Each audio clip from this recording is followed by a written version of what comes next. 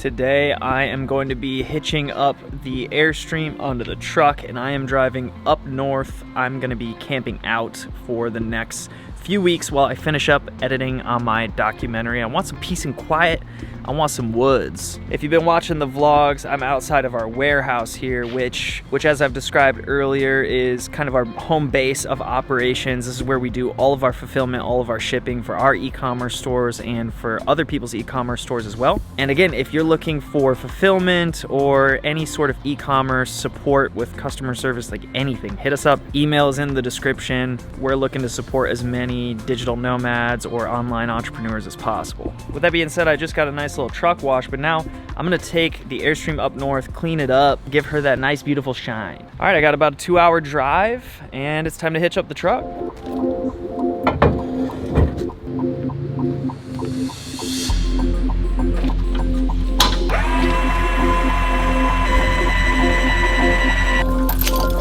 I think I just destroyed a couple spiders' homes. Sorry, spiders. Later in this video, I'm also gonna be sharing a tip that I learned. I had no idea this existed, but you can actually live in the United States completely rent-free in some of the most beautiful places in the country, and I'm gonna share that later.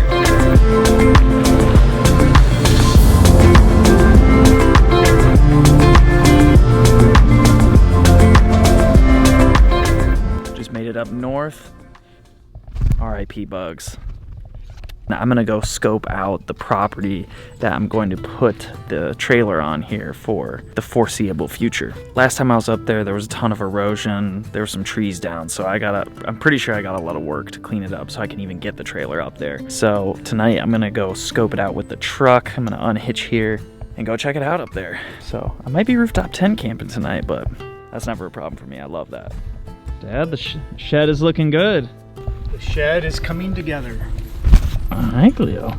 Oh my gosh. Oh my gosh. It'll bite humans and it eats small fish. It eats small fish? That's what it says. And I'm just to be clear, I'm sleeping right here. Well, that's why I'm gonna shove him along. Yeah, you need to go that way. It's called a dark fishing spider. Mm-hmm.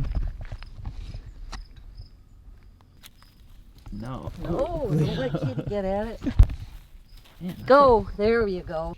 Yeah, go fish. Oh, he's on that leaf.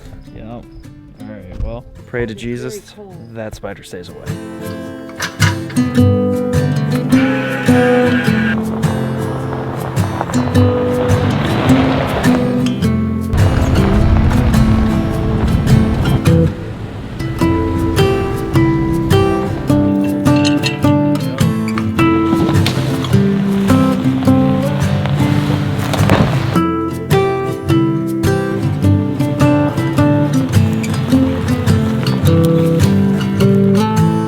Up here pretty easy in the Tacoma. It's gonna be a little bit more of a challenge with the Airstream. I'm gonna have to do quite a bit of shoveling to fill in some of the drive on the way up here. A lot of it got eroded through the rainstorms, but this is actually a piece of land that my family owns. It's completely off-grid, meaning there's no electricity, there is no water, nothing, no connections. I do have my Starlink satellite, so I will be able to tap into high-speed internet to keep the vlogs going. I gotta keep that content flowing for the Vibe Tribe, you know what I'm saying? Let's scope out this whole property. First things first, gotta take a moment to just appreciate the silence.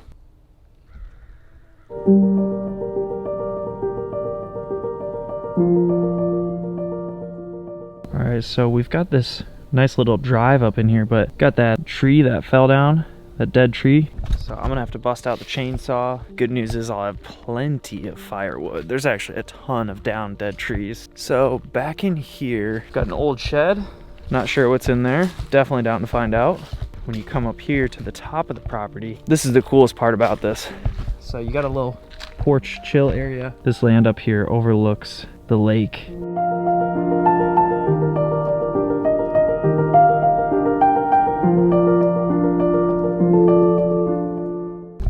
It's just so peaceful. I love it up here. My dream situation is to fix up the drive down there and then pull the Airstream up right in here. But like I said, that's gonna take a little bit of work. But I'll get started on that tomorrow. Now, as promised, I wanted to share a tip that I learned while camping throughout the entire country. Got some firewood, but that's pretty old and rotted. I don't think I'm gonna be able to use any of this. As I mentioned earlier, this plot of land is family land, so I can camp here for free. But if you're looking to camp for free, there's a couple life hacks that I'm down to share with you that I learned from my travels. Some of the most beautiful campgrounds that I've visited are completely free, and they're located in what's called BLM land. So that stands for the Bureau of Land Management, and it's mainly a West Coast thing and Central America thing, but there are also other areas of free camping. You can usually find them in what's called dispersed camping. There's also some really good apps out there. Some damn mosquitoes out here. What's that? The fuck is that? Shit flying in my mouth. So BLM land is a really special opportunities that Americans can tap into. Essentially, you can camp in BLM land for free, and you can pick a spot, a designated camping spot, or really any spot. I don't think I've seen anybody get in trouble for camping anywhere. You can camp there legally for free for 14 days.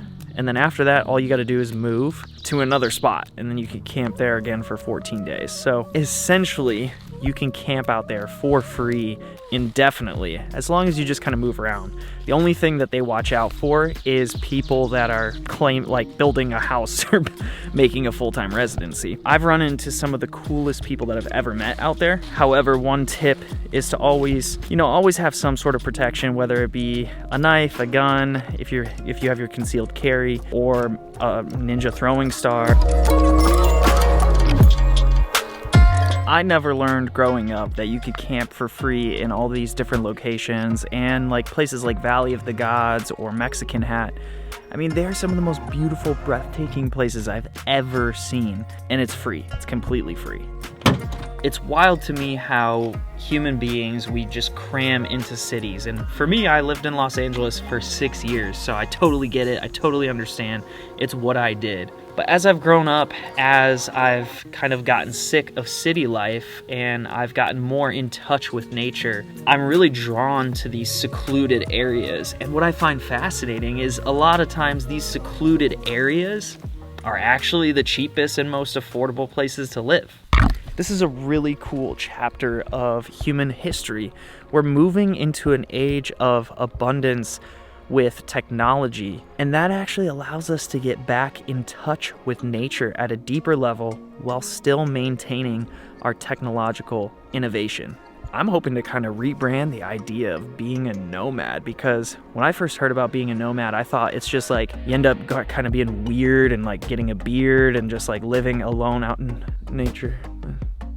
Hopefully I'm sharing some different perspectives and different ways that we can live life, because I think city life is something that we were kind of marketed, and we just grew up thinking that that's what you have to do and that's the norm. But thanks to technology and thanks to this age that we're entering, we can live pretty much anywhere we want, as long as we're able to provide value in the marketplace digitally. If you're looking to live for free, check out BLM Land Dispersed Camping. And then obviously, like myself, if you have family or friends that own a little piece of property that you can stay at, reach out to them, because there's so many different opportunities no matter where you live. So let me know in the comments if you guys are out there looking to get into nomadic living or to live off grid. I really want to connect with you. What challenges to living nomadically do you see? And do you have any other specific questions for me? I gotta go get to work on my documentary, and then tomorrow I'm gonna start clearing out this road so I can try to bring the trailer up here. But y'all have a beautiful night. I'll see you tomorrow. Peace.